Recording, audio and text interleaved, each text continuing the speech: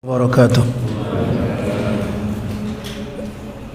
إن الحمد لله نحمده ونستعينه ونستغفره ونعوذ بالله من شرور أنفسنا ومن سيئات أعمالنا. من يهده الله فلا مضل له ومن يضلل فلا هادي له، وأشهد أن لا إله إلا الله وحده لا شريك له، وأشهد أن محمدا عبده ورسوله. اللهم صل على محمد وعلى آله وصحبه ومن تبعهم بإحسان إلى يوم الدين. Amma ba'du, bapak-bapak dan ibu-ibu sekalian, rahimani wa rahimakumullah. Alhamdulillah, pada pagi hari ini di waktu duha ini Allah Subhanahu wa taala pertemukan kita di dalam majlis ilmu yang mudah-mudahan langkah kita menuju majlis ilmu ini senantiasa membawa keberkahan bagi kehidupan kita dan juga akan memberatkan timbangan kebaikan kita di yaumil qiyamah nanti. Pada kesempatan ini insyaallah ta'ala kita akan bahas bersama tentang fadail wa amal Ashri Dzul Hijjah, keutamaan dan juga amal-amal yang penting untuk kita laksanakan pada 10 pertama dari bulan Dzul Hijjah. Saya merujuk kepada salah satu muhadarah yang sudah ditulis dalam sebuah buku kecil dari guru kami Fadilatul Syekh Dr. Sami Ibn Muhammad As-Sughair hafizahullah ta'ala, di mana beliau adalah salah satu murid dan juga menantu dari Syekh Muhammad Ibn Saleh Al-Utsaimin rahimahullahu ta'ala.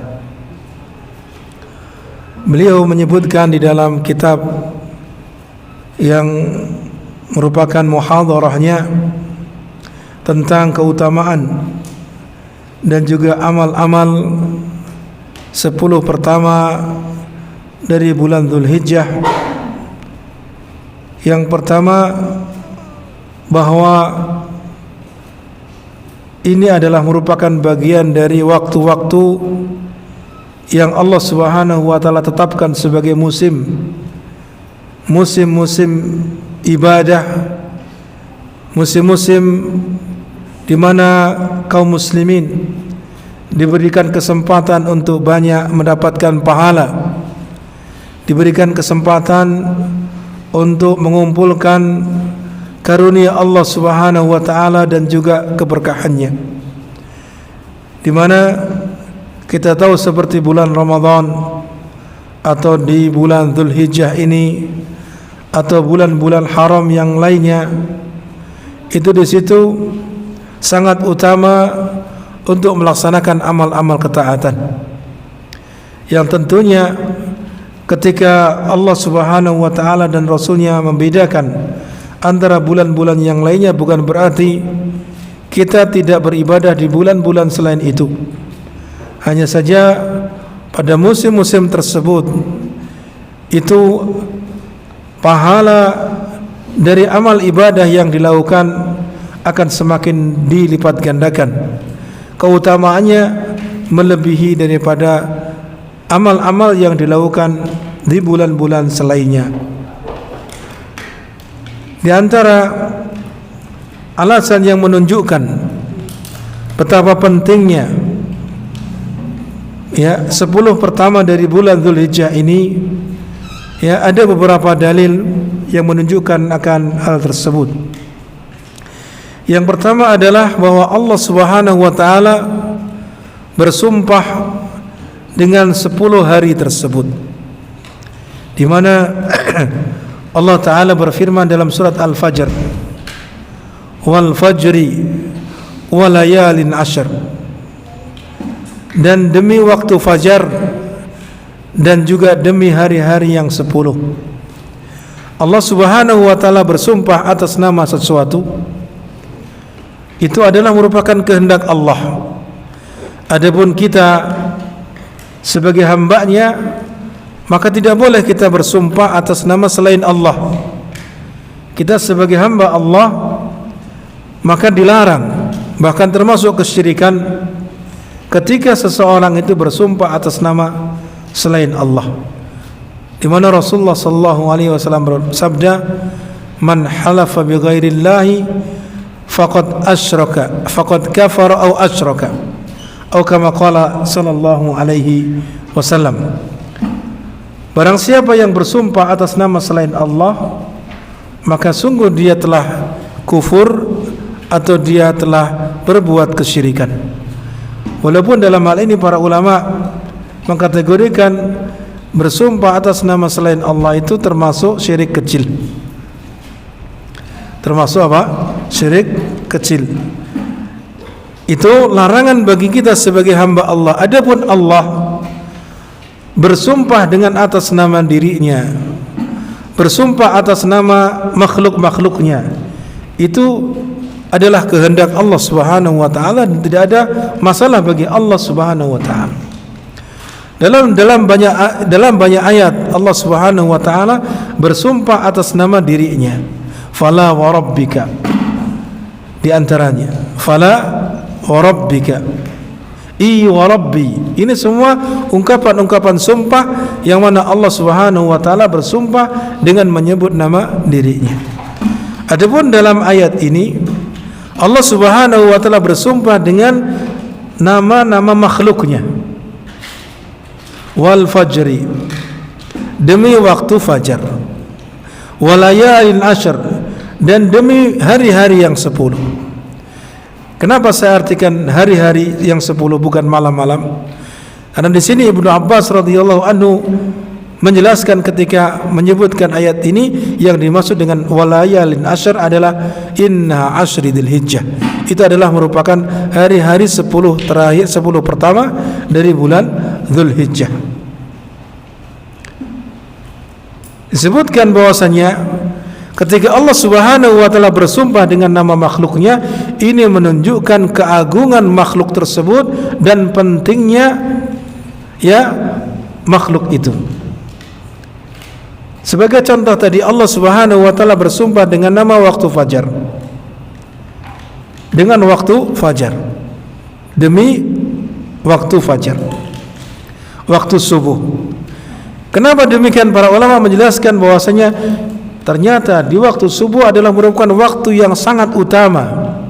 Banyak sekali amal-amal yang sangat utama untuk dilakukan. Seperti ketika menjelang salat subuh, kita disunnahkan untuk melakukan qabliyah al-fajr, di mana keutamaannya melaksanakan salat 2 rakaat sebelum subuh itu apa? Khairun minad dunya wa ma fiha, adalah lebih baik daripada dunia dan seisinya. Ini 2 rakaatnya. Terlebih lagi salat subuhnya. Jika dia berjalan dalam kegelapan menuju masjid dalam rangka melaksanakan salat, maka apa? Maka dia akan diberikan cahaya oleh Allah Subhanahu wa taala sempurna dan sempurna. Ini keutamaan lain, di mana ketika seorang itu berjalan dari rumah ke masjidnya di waktu gelap, maka keutamanya adalah dia akan diberikan cahaya oleh Allah Subhanahu wa taala. Di waktu gelap maksudnya di malam hari, entah salat isya ataupun salat subuh. Walaupun sekarang waktu sudah terang benderang, dalam artian banyak lampu. Artinya tetap itu bagian dari waktu yang gelap dan keutamaan akan tetap didapatkan. Demikian pula melaksanakan salat subuh itu sendiri keutamaannya sangat besar. Di mana dia ketika melaksanakan salat subuh dengan berjamaah, maka dia dijamin dibebaskan dari kemunafikan di hari itu. Kemudian juga bahwasanya membaca Al-Quran di waktu subuh itu juga akan disaksikan oleh para malaikat. Inna Qur'anal fajri kana mashhuda. Ya.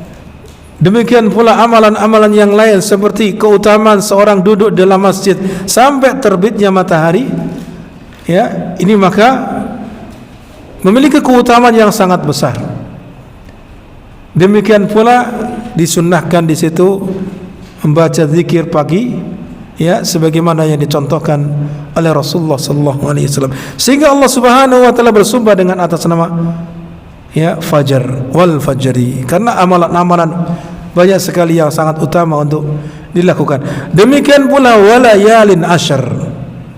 Dan ini adalah, ya, ayat yang menjadi dalil bahwasanya 10 pertama dari bulan Dzulhijjah itu sangat utama, di mana Allah bersumpah dengan hari-hari tersebut. Dan demi hari-hari yang 10, maksudnya 10 pertama dari bulan Dzulhijjah. Demikianlah yang diungkapkan oleh, ya, ahli tafsir di kalangan sahabat, yaitu Ibnu Abbas radhiyallahu anhuma. Kemudian selanjutnya yang menunjukkan perkara tersebut, bahwa Rasulullah sallallahu alaihi wasallam bersabda dalam hadis yang diriwayatkan oleh Bukhari dalam kitab sahihnya dari hadis Ibnu Abbas radhiyallahu anhuma, bahwa Rasulullah sallallahu alaihi wasallam bersabda, "Ma min ayyamin al-amalu salihu fihinna ahabba ila Allah min hadhil ayyam."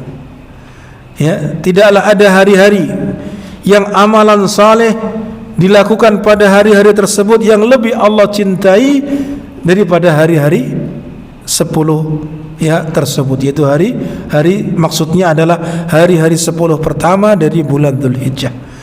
Lalu para sahabat bertanya kepada Rasulullah SAW, qalu walal jihad fisabilillah, apakah tidak jihad fisabilillah, ya, tidak bisa melebihi amalan-amalan tersebut?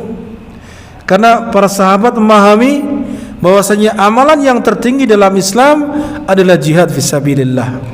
Akan tetapi di sini tetap saja ketika seseorang melakukan amalan-amalan di hari-hari 10 pertama bulan Dzulhijjah, itu akan melebihi keutamaannya daripada jihad fisabilillah.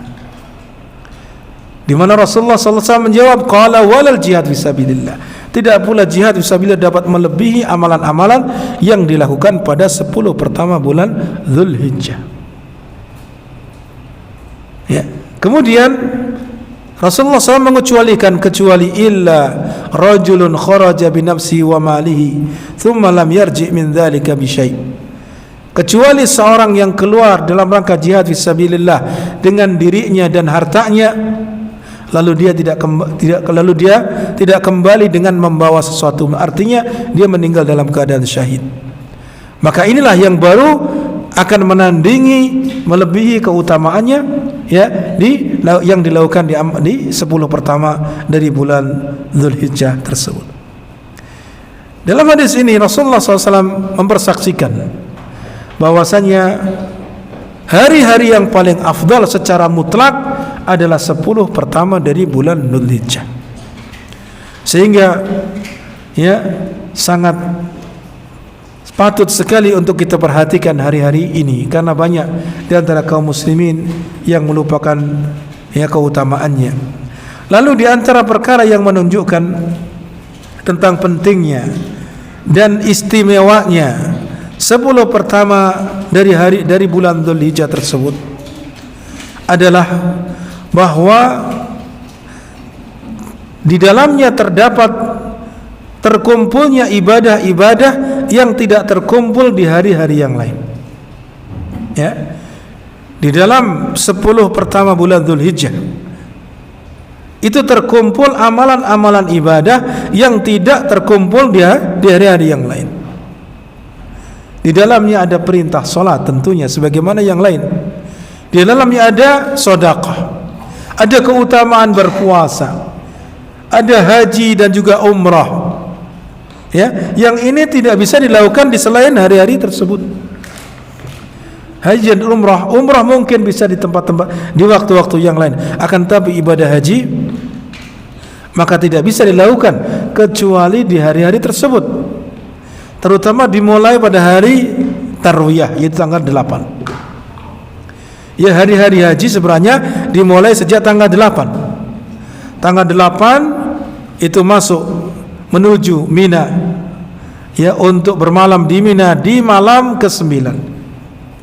Lalu di hari ke-9-nya atau yang disebut hari Arafah, maka di waktu duha berangkat menuju Arafah. Ya, menuju Arafah. Sampai kemudian terbenam matahari di Arafah, wukuf di Arafah. Lalu kemudian malam ke-10 menuju Musdalifah.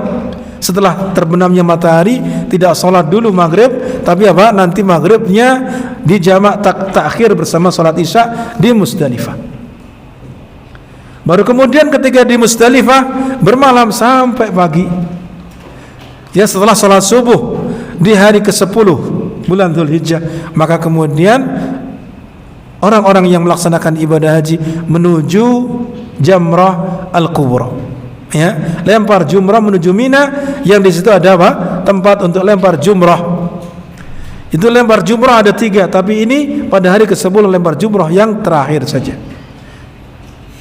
Lalu kemudian tawaf ifadah menuju Makkah, yang itu perjalanan tidak mudah, dari Arafah kemudian Musdalifah, Musdalifah kemudian ke Mina, Mina kemudian ke mana? Ke Makkah. Ya, menuju Ka'bah untuk tawaf ifadah. Lalu kembali lagi ke Mina, bermalam, malam 11 harus di Mina.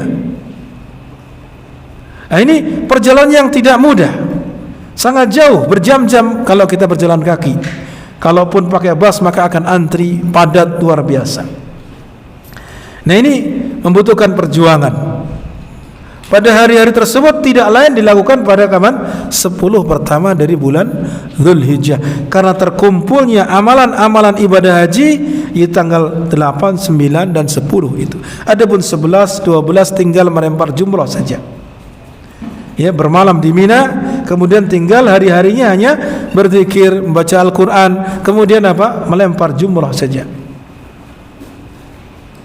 Adapun setelah itu kalau mau pulang maka apa? Tinggal tawaf wada.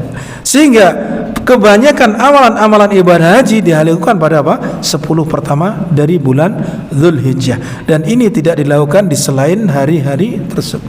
Inilah yang menunjukkan betapa agung istimewanya 10 pertama dari bulan Dzulhijjah. Oleh karena itu sebagian ulama, ya, mereka mengatakan bahwasanya 10 pertama bulan Dzulhijjah adalah lebih afdal daripada 10 terakhir dari bulan Ramadan. Ya. Jadi sebagian ulama mengatakan apa? 10 pertama dari bulan Dzulhijjah itu lebih baik daripada 10 terakhir dari bulan Ramadan. Walaupun setelah diteliti dibandingkan oleh para ulama mutahaqqiqin, ya, muhaqqiqin, artinya ulama peneliti, di mana apa?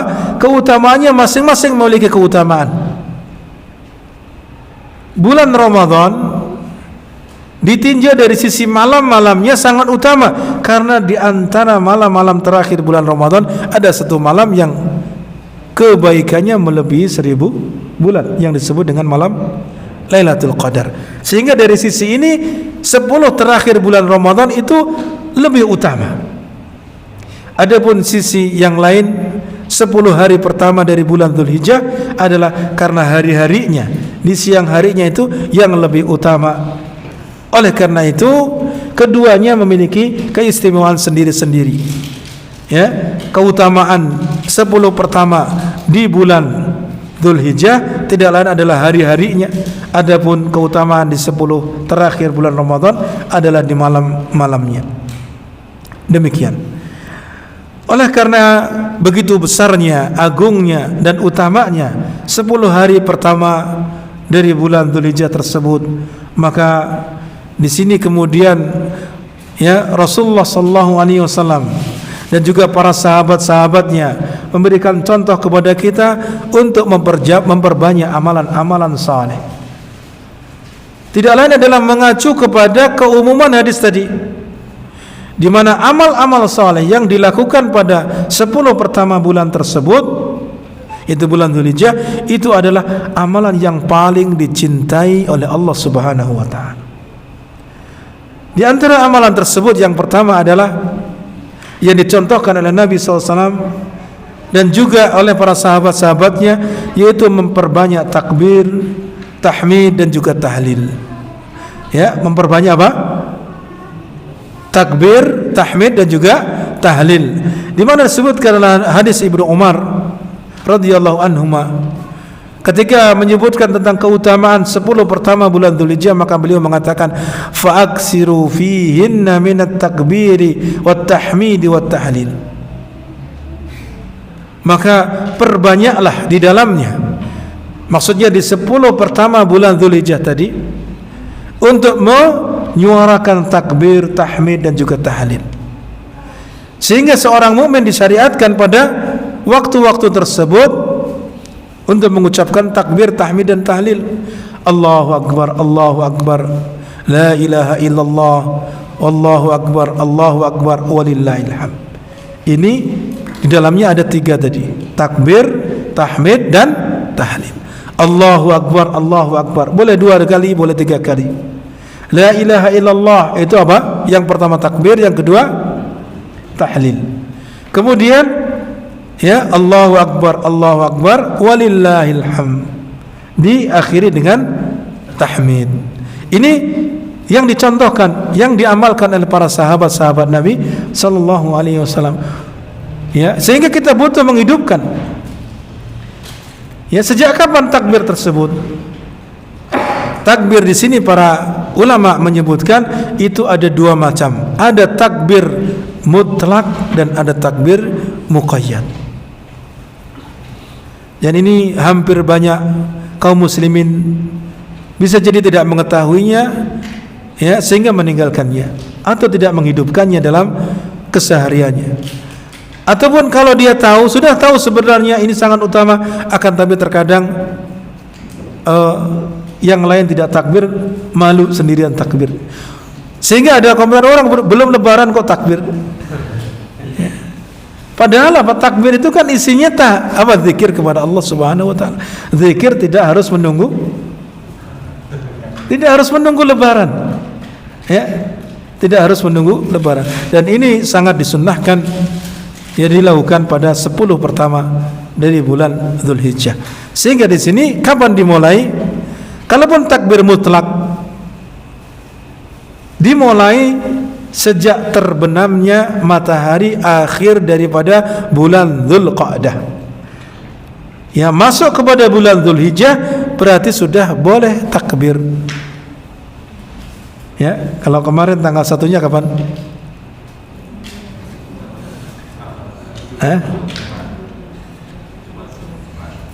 Ya besok, ya kemarin hari Sabtu. Hari Sabtu, maksudnya Dzulhijjah, Pak, bukan bulan Mei. Iya, Juni. Tanggal 8 kan? Tanggal 1 Dzulhijjah itu tanggal 8. Berarti kemarin. Berarti malam Sabtu itu sudah bisa takbir. Allahu akbar, la ilaha illallah, Allahu akbar, walillahil hamd. Ya, itu begitu. Loh, kok ini nyeleneh ini?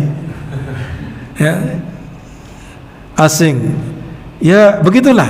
Sesuatu yang tidak dihidupkan, ketika dihidupkan maka apa? Akan terlihat asing. Maka semakin dihidupkan akan menjadi hilang keasingan tersebut. Sampai kapan? Sampai hari Arafah. Ya, sampai hari Arafah, kemudian disitulah mulai takbir muqayyad. Apa sih bedanya takbir mutlak dengan takbir muqayyad? Takbir mutlak itu kapan saja boleh kita bertakbir, tidak terikat dengan waktu tertentu, tidak setelah sholat atau sebelum sholat, ya, atau di malam hari atau di pagi hari, tidak, tapi kapan saja boleh bertakbir. Kalau takbir muqayyad itu adalah terikat dengan waktu-waktu salat fardu, yaitu setelah salat berjamaah, assalamualaikum, kemudian apa? Bertakbir atau istighfar, astagfirullah, ya, kemudian apa? Allahumma antas salam wa minkas salam tabarakta ya dzal jalali wal ikram. Kemudian takbir. Boleh diakhirkan, boleh diawalkan. Ya, takbir, mengumandangkan takbir ini namanya takbir muqayyad. Dimulai sejak kapan? Yaitu sejak hari Arafah tanggal 9 setelah salat subuh. Nah, pada tanggal 9 atau hari Arafah itu boleh dilakukan takbir muqayyad dan takbir mutlak. Berarti tadi takbir mutlaknya masih terus berlanjut. Berarti setelah subuh kita di pasar atau di masjid atau di rumah boleh kita bertakbir. Di jalanan, ya, yang mana ini berlanjut sampai hari tasyrik yang terakhir. Berarti kalau kita lihat takbir mutlak itu dari tanggal 1 sampai tanggal 13. Kalau takbir muqayyad yaitu dari setelah salat subuh di hari Arafah tanggal 9 sampai tanggal 13 setelah salat asar. Itu demikian. Itu yang dianjurkan, yang disunnahkan, sehingga para sahabat-sahabat ketika itu, di antaranya seperti Ibnu Umar radhiyallahu anhuma dan juga Abu Hurairah, ya, keduanya keluar ke pasar-pasar, ke jalanan untuk menyuarakan takbir.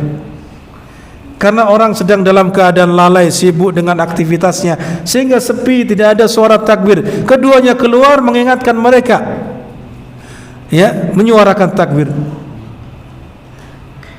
memprovokasi mereka supaya mereka apa? Ikut bertakbir. Bukan berarti ini sebagai pemimpin kemudian mereka kemudian ikut kur di belakangnya bersama-sama, bukan. Itu tidak lain adalah menyuarakan itu, mengingatkan mereka supaya mereka bertakbir masing-masing.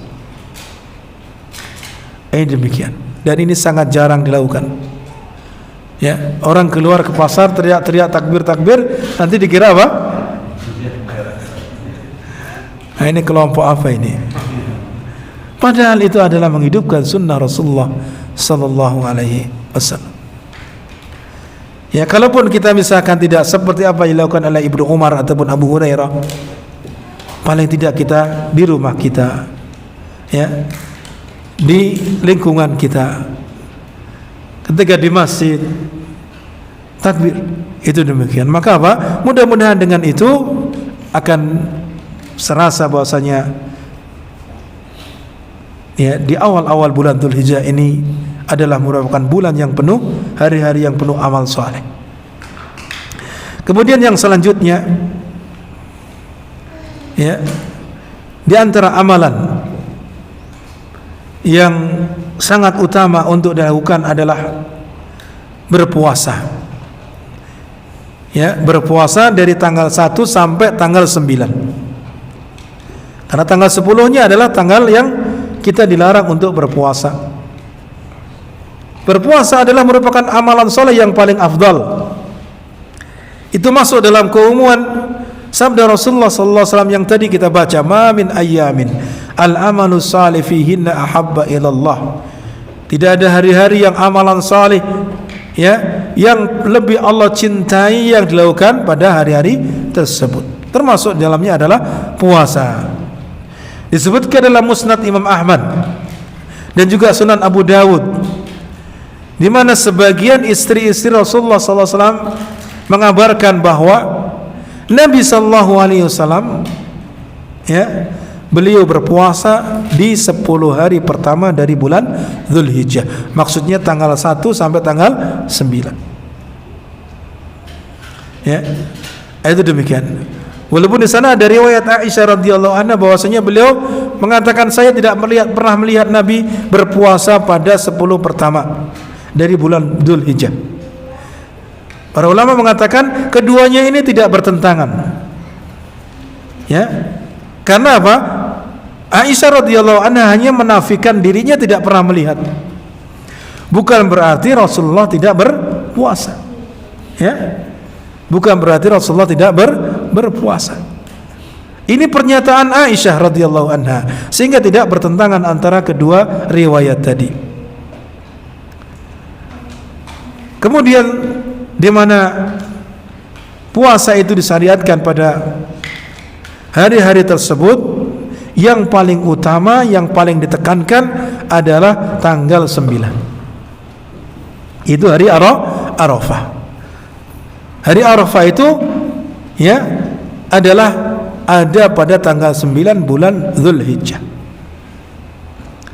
di mana Rasulullah sallallahu alaihi wasallam ketika ditanya tentang keutamaan puasa hari Arafah, maka beliau menjawab, ahtasibu 'ala Allah an yukaffira as-sanata allati qablahu was-sanata allati ba'dahu. Ketika ditanya tentang keutamaan puasa hari Arafah, maka beliau menjawab, saya berharap kepada Allah bahwasanya puasa Arafah tersebut dapat menghapus setahun yang lalu dan menghapus setahun yang setelahnya. Jadi misalkan kita puasa hari Arafah pada bulan ini, maka setahun yang lalu akan dihapus dosa-dosanya, dan setahun yang akan datang yang belum terjadi itu juga akan dihapus. Bukan berarti ini sudah punya tabungan, nanti kita bermaksiat saja. Tidak. Maksudnya ini adalah dosa-dosa kecil yang terkadang kita terjebur ke dalam perbuatan dosa kecil, kemudian kita mungkin karena tidak tahu atau mungkin karena terdorong hawa nafsu dan seterusnya. Maka dengan itu Allah Subhanahu wa taala akan menghapusnya. Adapun puasa hari Asyura, ya, setelah bulan Dzulhijjah masuk bulan Muharram. Ya, pada bulan Muharram juga disyariatkan satu hari untuk berpuasa pada tanggal 10 yang disebut dengan hari Asyura. Ya, yang disebut dengan hari Asyura. Adapun hari Asyura keutamaannya sebagaimana dijelaskan oleh Rasulullah SAW, itu dapat menghapus dosa-dosa setahun yang lalu. Ya, menghapus dosa-dosa setahun yang lalu. Ini sama-sama satu hari. Ya, kalau tadi di hari Arafah bulan Dzulhijjah tanggal 9. Kalau yang berikutnya hari Asyura tanggal 10 bulan Muharram. Keutamaannya kok beda? Sama-sama puasa sehari, kok dibedakan? Ya, kira-kira apa alasannya? Para ulama menyebutkan hikmah dari hal itu. Ya, mengapa kemudian dibedakan? Bahwasanya puasa hari Arafah itu dapat menghapus 2 tahun dosa-dosa yang dilakukan. Adapun puasa hari Asyura itu hanya setahun. Maka di sini Allahu a'lam bissawab, beliau hafizahullah menyebutkan ada 2 alasan yang mendasar, ya, yang merupakan hikmah dibedakannya hal tersebut. Yang pertama adalah bahwa hari Arafah itu berada di bulan haram, bulan yang mulia, yaitu bulan Dzulhijjah. Ya, dalam setahun Allah Subhanahu wa taala menentukan bulan-bulan haram itu ada 4. Apa saja? Dzulqa'dah, Dzulhijjah, Muharram, Rajab. Rajab kan menyendiri, ya kan? Menyendiri, tidak berurutan. Yang berurutan Dzulqa'dah, Dzulhijjah dan Muharram. Ya. Adapun Rajab menyendiri sebelum Sya'ban. Nah, kemudian beliau menyebutkan bahwasanya bulan Dzulhijjah yang ada di dalamnya Arafah sebelumnya bulan haram, dia sendiri pada bulan haram, kemudian setelahnya juga bulan haram. Nah, ini yang kemudian menjadikan pembeda, karena hari Asyura itu berada di bulan haram, tapi setelahnya bukan bulan haram. Ini salah satu alasan. Alasan yang lebih penting dari itu, ya, puasa Asyura, sebagaimana riwayat yang ada bahwasanya orang-orang jahilah dulu, orang-orang Quraisy itu sudah melakukannya. Sudah dikenal di kalangan bangsa Quraisy sebelum Islam datang. Ya, ketika Nabi sallallahu alaihi wasallam diutus oleh Allah Subhanahu wa taala di Makkah menjadi nabi, sebelum itu puasa Asyura sudah banyak dilakukan. Artinya sudah dikenali oleh orang-orang bangsa Quraisy. Kemudian ketika Nabi sallallahu alaihi wasallam datang ke Madinah, hijrah ke Madinah, mendapati orang-orang Yahudi juga berpuasa di hari Asyura. Ya. Ini adalah puasa Asyura. Jadi puasa itu sudah disyariatkan sebelumnya. Adapun puasa hari Arafah, ya, puasa hari Arafah belum dikenali sebelumnya. Tidak ada yang berpuasa di hari Arafah sebelumnya, dan itu tidak disyariatkan kecuali disyariatkan ya dengan keberkahan Rasulullah sallallahu alaihi wasallam. Sehingga disinilah untuk menjadi pembeda, ya, karena keberkahan Rasulullah sallallahu alaihi wasallam, di mana Allah mensyariatkan puasa hari Arafah ya melalui ya Rasul sallallahu alaihi wasallam, ini kemudian keutamanya dibedakan. Ya, dibedakan. Itu diantara alasan yang beliau sebutkan atau hikmah. Kemudian yang selanjutnya, puasa hari Arafah itu disyariatkan hanya mereka-mereka yang tidak melaksanakan ibadah haji.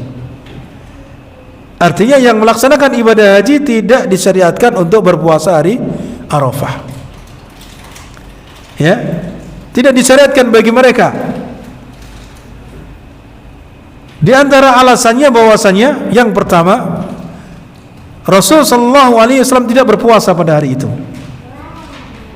Ketika beliau melaksanakan ibadah haji, beliau tidak berpuasa pada hari tersebut. Lalu orang-orang, maksudnya sahabat-sahabat Nabi kebingungan, apakah puasa atau tidak? Nabi puasa atau tidak? Kemudian di waktu asar, Nabi meminta kepada sahabat untuk mengambilkan ya secangkir air. Lalu Nabi SAW meminumnya setelah asar. Menyengaja supaya orang-orang melihatnya, supaya menjelaskan bahwasanya Nabi SAW di hari tersebut tidak berpuasa ketika haji. Kemudian di dalam hadis yang disebutkan, walaupun sebagian ulama mengatakan hadisnya lemah, disebutkan di situ bahwasanya Nabi melarang berpuasa ya hari Arafah bi Arafah, artinya ketika berada di Arafah, ketika dia wukuf di Arafah. Alasan ketiga, hari Arafah itu adalah hari yang sangat istimewa bagi orang-orang yang melaksanakan ibadah haji. Bahkan Rasulullah sendiri bersabda, Al-Hajju Arafah.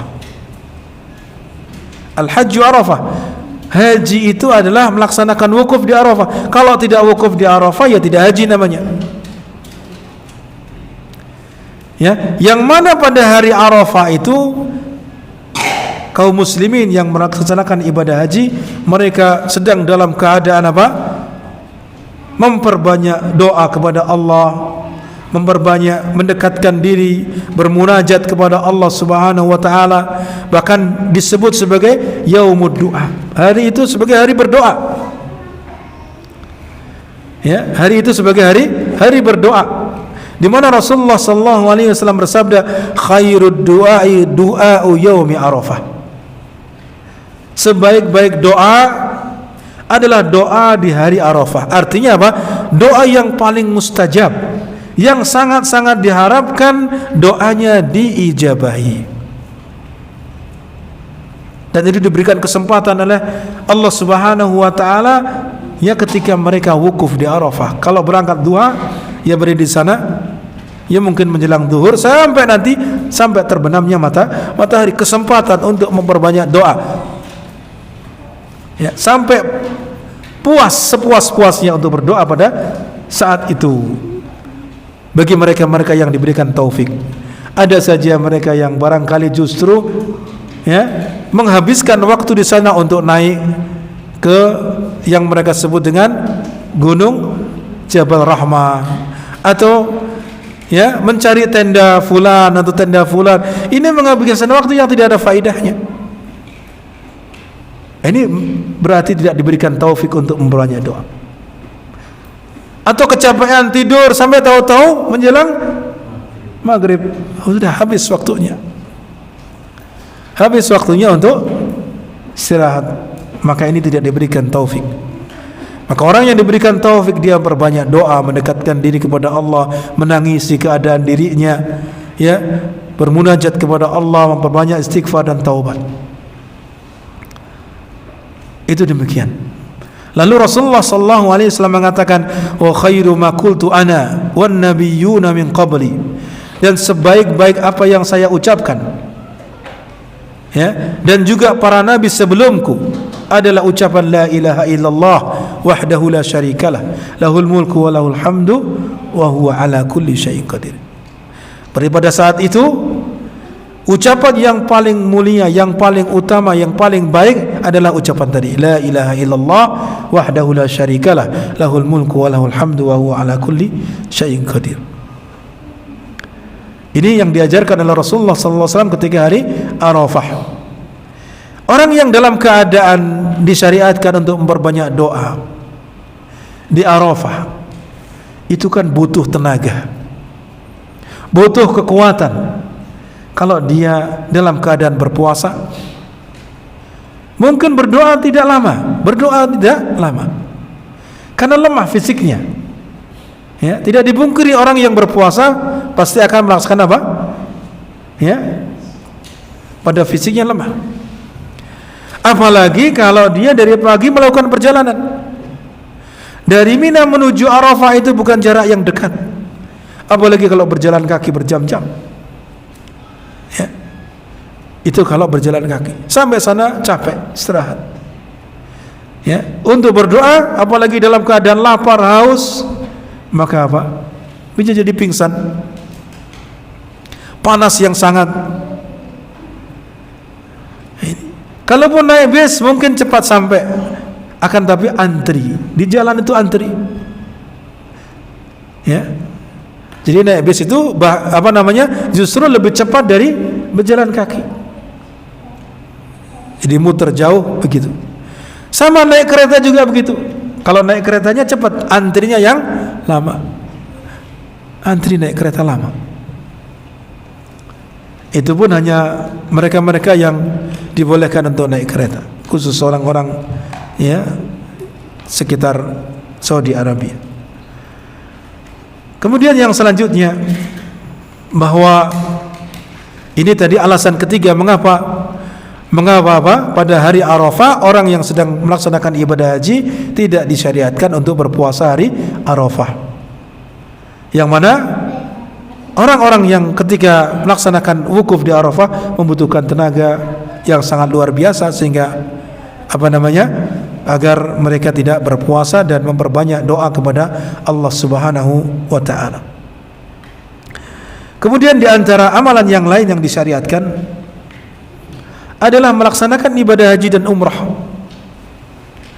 Yang ini tidak bisa dilakukan di selain itu. Ya, yang mana keutamaan haji dan umrah itu sangat luar biasa. Di mana Rasulullah sallallahu alaihi wasallam bersabda, al-umratu ilal umrati kaffaratun lima bainahuma wal hajjul mabrur laisa lahu jazaa'un illa al-jannah. Dari umrah kepada umrah berikutnya itu adalah merupakan kafarah, penebus dosa di antara kedua umrah tadi. Misalkan tahun lalu umrah, kemudian tahun ini umrah, maka setahun itu antara umrah dulu dengan umrah sekarang, di antara keduanya dosa-dosanya akan dihapus. Dosa yang kecil tentunya. Kemudian wal hajjul mabrur laisa lahu jazaa'un illal jannah. Haji yang mabrur, ya, tidak ada balasan baginya kecuali surga. Dalam riwayat yang lain bahwasanya man hajja falam yarfuth walam yafsuk raja'a min dunubihi ka yaumin waladathu ummuhu. Orang yang melaksanakan ibadah haji lalu dia tidak melakukan rafas, tidak melakukan kefasikan. Apa itu rafas? Apa itu kefasikan? Rafas, ketika Syekh As-Sa'di rahimahullah menafsirkan firman Allah Ta'ala, fala rafasa wala fusuqa wala jidala fil hajj. Tidak boleh berbuat rafas, tidak boleh berbuat kefasikan, tidak boleh berbuat perdebatan, ya, ketika haji. Apa maksudnya? Beliau menjelaskan rafas itu semua ucapan dan juga semua perbuatan yang mengarah kepada hubungan badan. Ya. Maka apa? Ini tidak dibolehkan. Karena itu termasuk bagian dari rafas. Kefasikan walam yafsuk, tidak berbuat fasik, berarti semua perbuatan atau ucapan yang menyebabkan pelakunya menjadi fasik, itu berarti kemaksiatan seluruhnya. Menjadi fasik, maka apa? Tadi kalau dia meninggalkan hal tersebut, dia kembali dari dosa-dosanya seperti seolah-olah dia dilahirkan seperti hari di mana dia dilahirkan dari ibunya. Berarti bersih tanpa dosa. Ada yang lahir dalam keadaan membawa dosa? Kalau membawa hutang, ya. Kalau membawa hutang, ya. Hutangnya, ya, pemerintah. Tapi kalau membawa dosa, tidak. Ya, tidak ada bayi yang kemudian lahir dalam keadaan membawa dosa.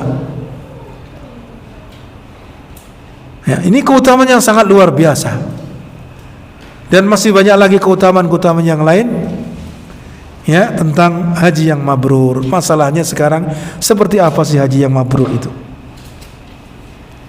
Apakah kemudian setiap orang yang melaksanakan ibadah haji lalu semuanya dalam keadaan pasti dijamin masuk surga? Ya, semuanya pulang dalam keadaan dia bersih dari dosa? Ya, kita mudah-mudahan berdoa supaya mereka mendapatkan keutamaan tersebut.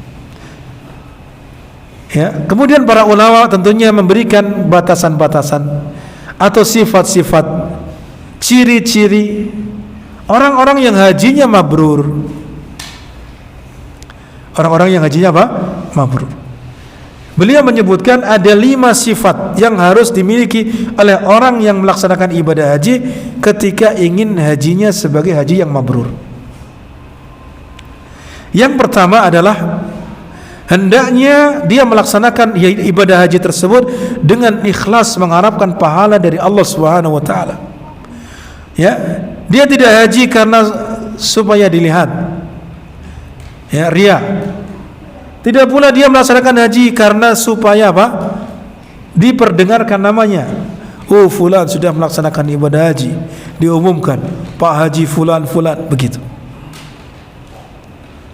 Tidak pula apa? Tidak pula tujuannya supaya dia mendapatkan gelar-gelar haji dan seterusnya. Tapi betul-betul dia itu mengharapkan pahala dari Allah Subhanahu wa taala sebagaimana yang telah dijanjikan. Ya. Sebagaimana yang telah dijanjikan. Kebiasaan orang Arab itu, orang-orang yang dagang di sekitar Makkah ataupun Madinah, siapapun mereka, entah itu datang untuk umrah, entah itu datang untuk haji atau yang lain, memanggilnya haji karena tidak tahu namanya. Ya, karena tidak tahu namanya. Kalau dipanggil Muhammad tidak akan tengok, tapi kalau panggil haji langsung tengok. Ya, itu begitu. Lah itu kebawa sampai kemudian pulang ke rumah mintanya dipanggil haji. Lebih-lebih ada slogan, oh saya sudah capek-capek jauh-jauh perjalanan, biaya sudah banyak, kamu kok tidak panggil saya Pak Haji? Ini slogan yang seperti ini yang kemudian menjadikan luntur pahalanya. Bahaya. Ya, khawatir dia melakukan perjalanan jauh kemudian mengeluarkan biaya banyak tujuannya supaya dipanggil Pak Haji. Ini khawatir. Ya, sudahlah, cukup Allah saja yang berikan balasan. Cukup Allah saja yang berikan balasan dengan apa yang telah dijanjikan oleh Allah Subhanahu wa taala melalui lisan Rasulnya. Ya, kalau ada yang manggil Pak Haji ya tidak ada masalah. Tapi kalau tidak ada yang manggil dengan Pak Haji, pakai namanya dengan ya yang lainnya apa, yang penting tidak apa namanya, nama yang buruk, maka tidak ada masalah. Itu demikian. Taib. Itu yang pertama, hendaknya ikhlas kepada Allah Subhanahu wa taala dalam melaksanakan ibadah haji. Kemudian yang kedua, hendaknya mengikuti petunjuk Rasulullah SAW dalam melaksanakan ibadah haji. Nah, di sini butuh butuh kepada kita minta dibimbing oleh pembimbing-pembimbing yang betul-betul amanah. Baik secara apa? Ilmunya, ya, tidak menutup-nutupi. Betul-betul bisa dipercaya dia itu sebagai pembimbing. Ya. Mengajarkan betul-betul seperti petunjuk Rasulullah sallallahu alaihi wasallam dan tidak menutupi. Yang sunnah-sunnah dihilangkan, yang wajib-wajib juga dihilangkan. Ini bahaya. Tidak disampaikan. Ya. Tidak disampaikan. Kenapa? Barangkali dia ingin betul-betul melaksanakan ibadah hajinya sempurna. Bahkan ada yang menyesali, dulu saya haji tidak lengkap. Ya. Akhirnya dia ingin mengulangi hajinya, kan ini berat. Tidak lengkap. Kenapa? Barangkali dia tidak melaksanakan sunnah-sunnah yang dianjurkan. Seperti mabit di Mina. Ya. Yang saya dengar informasinya dan juga pernah saya alami, ternyata ketika malam hari Arafah atau di hari Tarwiyah, ya, itu jamaah Indonesia kebanyakan kan tidak mabit di Mina, langsung kemana? Arafah, karena dianggap ini amalan sunnah saja, ya, amalan sunnah saja. Sehingga sebagian ada travel yang mereka menyendiri, walaupun meminta kepada jamaahnya untuk menambah biaya makannya, karena biaya makan mereka kan seharusnya di Arafah. Akhirnya apa? Untuk di tempat tersebut. Ada sebagian, ya, yang mereka itu, dan itu diizinkan oleh apa namanya, yang mengatur dalam masalah itu, terutama dari negeri kita. Nah, ini hendaknya harus jujur, supaya apa?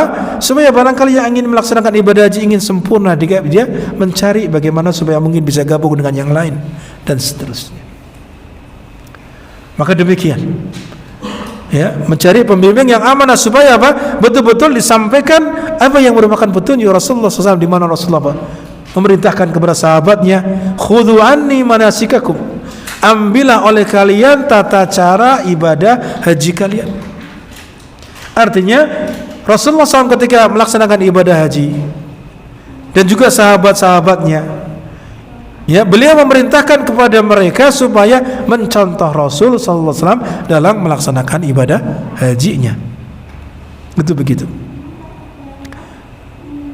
Kemudian selanjutnya, min awsafil, di antara sifat-sifat yang harus dimiliki oleh orang yang melaksanakan ibadah haji agar hajinya menjadi haji yang mabrur, hendaknya dia melaksanakan semua kewajiban-kewajiban, baik itu kewajiban yang bersifat umum ataupun yang sifatnya khusus. Ya, apa sifat umum? Artinya kewajiban-kewajiban yang diperintahkan baik mereka yang sedang haji atau yang tidak sedang haji, seperti menjaga seperti bersuci, ya, ketika akan melaksanakan ibadah, melaksanakan sholat pada waktunya dengan cara berjamaah, ya, amar ma'ruf nahi mungkar, itu bagian dari kewajiban, walaupun tentunya bertingkat-tingkat antara satu dengan yang lainnya. Dan juga kewajiban-kewajiban yang lainnya secara umum. Demikian pula kewajiban-kewajiban secara khusus bagi orang yang melaksanakan ibadah haji. Seperti apa? Yaitu yang berhubungan dengan ibadah hajinya, ya, seperti wukuf di Arafah tadi. Bahkan itu merupakan rukun. Rukun, termasuk rukun dalam haji itu wukuf di Arafah, tawaf ifadah, ihram, ya. Itu termasuk bagian dari rukun haji. Maka wajib dilaksanakan. Kemudian apa? Mabit di Musdalifah. Setelah dari Arafah, mabit di Musdalifah. Karena pernah saya ketika di Musdalifah itu, ya, jamaah Indonesia baru sampai di situ 10 menit sudah apa? Dipanggil bisnya. Ayo berangkat. Nah, ini bukan mabit, singgah saja sebentar untuk sholat isya dan sholat maghrib dan sholat isya. Yang namanya mabit itu apa? Ya, bermalam di situ. Walaupun diberikan keringanan bagi wanita, ibu-ibu ya, orang tua diberikan keringanan sebelum subuh sudah boleh beranjak, sudah boleh meninggalkan apa? Musdalifah. Itu keringanan. Akan tapi secara asal, hukum asal bahwasanya ya, mabit di Musdalifah itu sampai salat subuh di tempat tersebut sampai waktu terang, baru kemudian berangkat menuju Mina. Nah, ini terkadang disepelekan dalam masalah itu karena tadi antri bis yang luar biasa. Alasannya demikian. Ya. Dan amalan-amalan haji yang wajib yang lainnya seperti apa? Mabit di Mina di hari-hari tasyrik, kemudian apa? Melempar jumrah Aqabah Ula, Wusta dan juga Kubra. Ya, kemudian tawaf wada, itu termasuk amalan-amalan yang wajib. Ya. Maka ini harus diperhatikan, jangan sampai kemudian melanggarnya. Harus sampai kemudian melanggarnya, tidak melaksanakan kewajiban-kewajiban tersebut. Adapun yang keempat di antara sifat yang harus dimiliki oleh orang yang ingin hajinya mabrur adalah hendaknya dia menjauhi perkara-perkara yang diharamkan. Baik itu perkara-perkara yang diharamkan secara umum ataupun secara khusus. Ya. Berarti betul-betul harus menjaga. Secara umum maksudnya apa? Yaitu perkara-perkara yang diharamkan secara umum bagi kaum muslimin, baik itu yang haji atau yang tidak haji. Seperti apa? Ya, seperti berdusta, kemudian ghibah, mencela orang, ya, ataupun perkara-perkara yang haram, baik itu bentuknya ucapan ataupun perbuatan yang diharamkan. Dan ini ternyata banyak sekali dilakukan. Apalagi kalau sudah antri dorong-dorongan, ya, antri dorongan.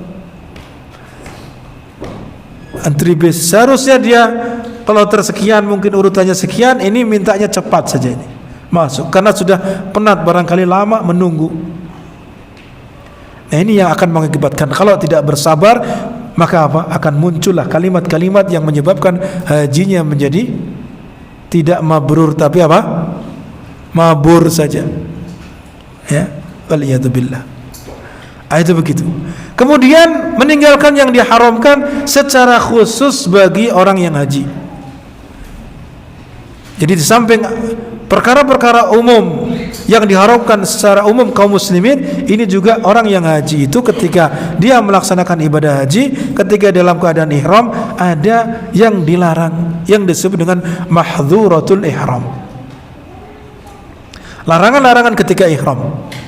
Seperti apa? Seperti mencukur rambut, ya, kemudian memotong kuku, pakai minyak wangi, menutup kepala, ya, pakai pakaian yang berjahit atau seperti pada umumnya, pakai celana, pakai kemeja dan seterusnya, itu tidak boleh ketika ihram.